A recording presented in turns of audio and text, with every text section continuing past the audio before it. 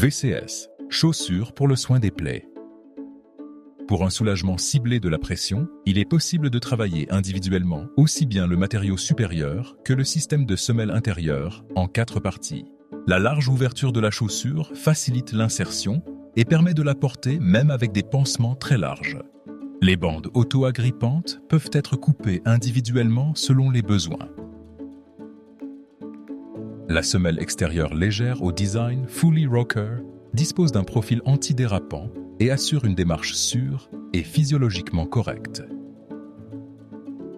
Pour une adaptation individuelle du système de semelle intérieure, le pied est d'abord entouré d'un film de protection et la plaie est localisée. Ensuite, le bord extérieur de la plaie est marqué sur le film de protection à l'aide d'un crayon de marquage. Le marquage est ensuite reporté sur la semelle supérieure de la chaussure. Pour ce faire, le patient monte dans la chaussure afin que l'ajustement exact puisse être déterminé en position debout. La fermeture des bandes auto-agrippantes sécurise la position déterminée dans la chaussure.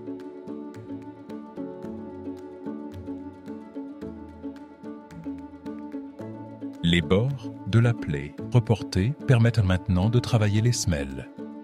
Pour cela, le centre et les bords extérieurs de la zone marquée sont reportés sur les autres semelles intérieures à l'aide d'une aiguille pointue. Pour les plaies jusqu'au degré 2 de Wagner, il suffit généralement de travailler uniquement sur la semelle blanche. Pour les plaies plus profondes, la semelle blanche et la semelle orange sont toutes deux marquées et travaillées.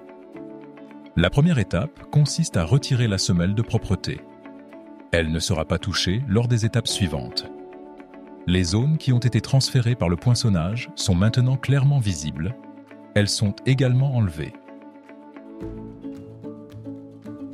À l'aide d'une lame, découpez les zones marquées sur toutes les semelles intérieures nécessaires.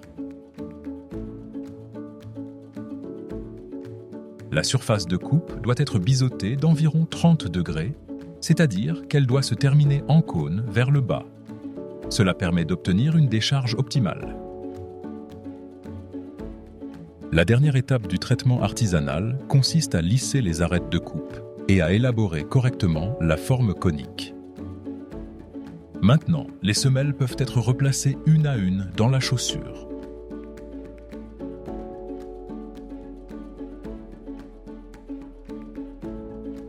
La zone de décharge est maintenant clairement palpable à travers la faible dureté short de la semelle de propreté.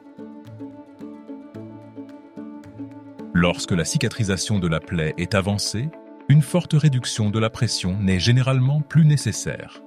C'est pourquoi la semelle bleue est maintenant classée plus haut. Elle est placée entre la semelle de propreté et la deuxième semelle afin de réduire la décharge. Les plaies qui s'étendent vers le haut peuvent également être soulagées médialement et latéralement.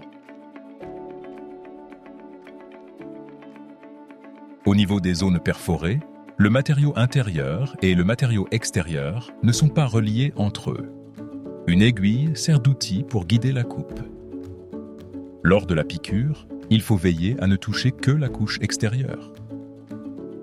Avec la lame de scalpel, la coupe se fait maintenant à la longueur souhaitée.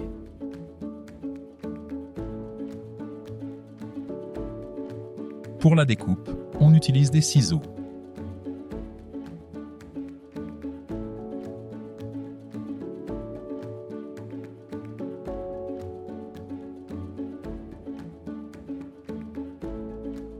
Ici aussi, la réduction de la pression est désormais clairement visible. Grâce à ce traitement rapide et simple, le WCS de Darco est maintenant prêt pour les soins et la mobilisation du patient.